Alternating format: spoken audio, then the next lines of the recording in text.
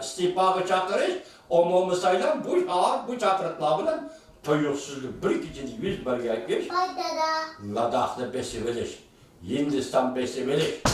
Bu iş acayip. Benim için etkanı şahsen, benim için etkanda acayip bir iş bulup tuyuldu. Şunu vatandaşım müşahedeme şundan bir sözü kıstırıp şundan bir hukumla, siyasi hukumla oturup elip bakay, elip çıkay, siz koşulur musunuz, koşulmamışsınız, bir anla bakar. Ben deyim ki cihanlının siyaseti, cihandaki çok devletlerinin taşkil siyasi ve stratejik siyasetleri, Afganistan'ın vakası oturup çıkan günden başlayıp oturup Asya'ya yetip gelgen idi. 2001 yılı 10. ayda 2001 yılı 10. ayda oturup Asya'ya yetip gelgen idi. Bugünkü etkanda 18-20 yıl bulay dedi. Endilikte Hindistan Ladak şehrini besip aldı ve onu bivası, merkezki bivası karışık memuru rayına aylandı. Ondakta cihan siyasının yani Cenubi Asya karatkan cihan siyasi bilen temli Pamir, Karakorum, Halkara siyaset koridori açıldı mı kandak. Yani böyle kıskart beytaylı Pamir, Karakorum koridori açıldı mı kandak. Bu koridorun o tarafında, tefe cenub tarafında Keşmir var. Bu koridorun şimal tarafında Mustem'deki Uygurustan var. 15. 16. asırlarda bu işgalayın bir idi, bir vatan idi. Enver Baytur'un tarihe karab göre vatandaş. Enver Baytur'un Şincan'daki milletlerinin tarihi diyen eseri kitabı karşınıza benim sözümün doluğunu tapalaysız veya ki benim sözümün kem yerini tapalaysız. Endilikti ben keyli hareketim silahı vatandaşlar Yakup Bey'nin tercüme hali, İngilizce Charles Borger yazılan kitap. Şimdi 15. asırdaki dünya, bu kitap Amerikalı tarihçi yazılan kitap.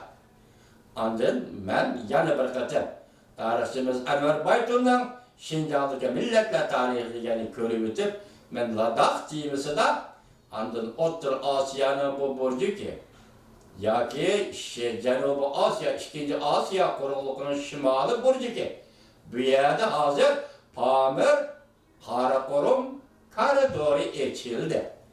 Aynı çağda Afganistan vakaları, vatanımızın şimalideki şehri Gulcu vakaları, bunları kıskartıp ben materyal görüp, etiyelik sizge toluğu bilen cevap verişim mümkün. Eğer toluk bulmasa vatandaşlar toluklası bulunur, lakin bu bir gayrilik, siyasetki bir gayrilik vatandaşım. Ötken yılı Hindistan 6. ayının 18. gününün başta 8. ayının 30. günü geçe 100 bin kişilik harbi koşun ne? Tibet tarafçı çıgırağı topladı. Ladak mı var? Ladak'ta bir hareket buldu. Lakin köp eveskiydi. Bir yıl ötken deyin ki bugün günde mesela 8. ayının 8. günü de topluğun bir yıl boğanda hazır Hindistan tuyuksuzlar. Şepi yok, gep yok, haber yok, fikir yok diye tuyuksuzlar. Ladak şehirde besip aldı. Yani şimdi bir misalını keltirerken Asya Radyosu Uygur bölümü anlatkan haberlerde ağırlıkta 3-4 yıl burun şunda haberler anlatılgan idi. O vaxtıda Hindistan 47. yılı müstakillik çekarladı. Xitay Kompartiyasını Stalin 1949 yılı müstakilliği eriştirdi. 2 yılda 2 müstakilliği eriştirdi. Stalin 49 yılı Xitay'ın atanmış Kızıl Armiyasını maşini vertip, harbi maşini vertip, hatta aeroplanı vertip Xitay'ın askerlerine Şincan'a Uyguristan'a elip girdi. Şu vakitte Molotov, Taşkı İşleri Ministeri Molotov Hindistan'a verip yeni dikliği olduğunu ihtimal. Ya ki Rusya taraf şunda koyulgandı. Belki şu vakti tabi ahvaldan etkanda ihtimal. Hindistan Şincan'a yani müstemlik Uyguristan'a tecavüz kılıp kirdi. Ya ki bir yani besip alıdı diyen garazda. Şunu çekleş için, Hindistan'da hareketini çekleş için, Hindistan'ın bu karanlıkta kılması için Molotov yeme dehliydi. Hindistan'da olduğunu bilip Xitayning Azadlık Armiyasi degan armiyasini Şinjan'a başlap kirdi vatandaş.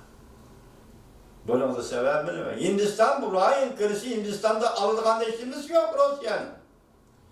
O Xitayni bu rayını başlap kirse Irak'taki Dalian, Port Arthur, Port'u iyi buldu.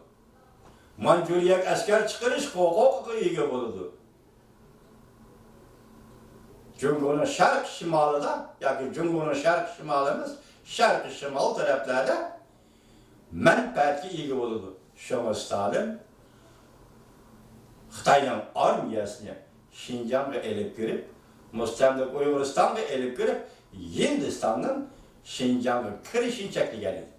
Men arliq sizlarga bir leksiya so'zladim. Hindistondan qo'ldan ketkizib qo'ygani, u hozir Şinjan'a kirolmaganligi degan bir leksiya. Men esimda qolmadi, sizlar yoshlar aslab baqsanglar esinglar keldi. Shundaq bir leksiyani so'zlagan edim.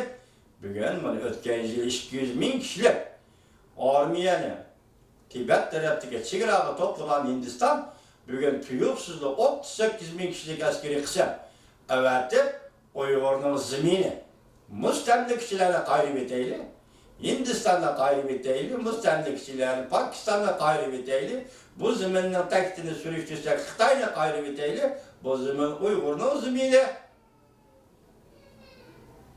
Bu zemin Uyg'urning zemini bugun Hindiston tajovuz qilib ko'rdi.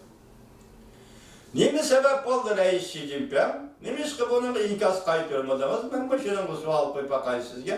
Nima uchun bu ishga askar kirgizib, Hindiston bu yerda besib qoldi deylar.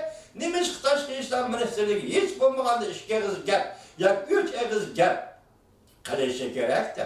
Choq davlatda siz nima uchun gap qilmay qo'ydingiz bunga Rais Xi Jinping? Cumhur'un tashqi ishlar ministrligi nima uchun gap qilmadi bunga? Men shunga hayron bo'ldim, ish ichida. Shunga hayron bo'lyapman. Nima uchun gap qilmadi?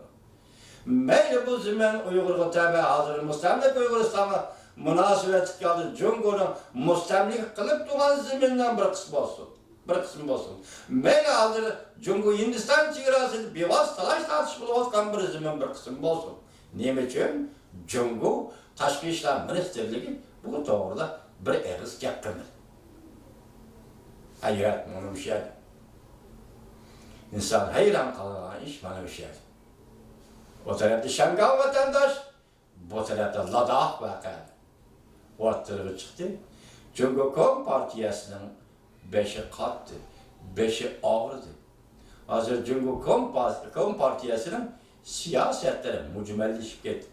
Tertipsiz bulup gitti. Bunun için de hazır intayın ciddiliğin Ladakh allakaçan Pakistan. Demek bu bugün Hindistan'ın memuru rayını bu koşulup gitti. Allakaçan Pakistan. Xudo bir kunlar kelganda Uyg'urlar gapini qilishi mumkin. Xudo bir kunlarni berganda bu to'g'ri Uyg'urlar gapini qilishi mumkin. Ladakh bugun Pokiston aylandi, lekin Cumhuriyet oldidagi eng jiddiy masala Shangang, Hong Kong masalasi. Mushu bir ikki ichida vaziyatda yana qanday o'zgarish bo'ladi?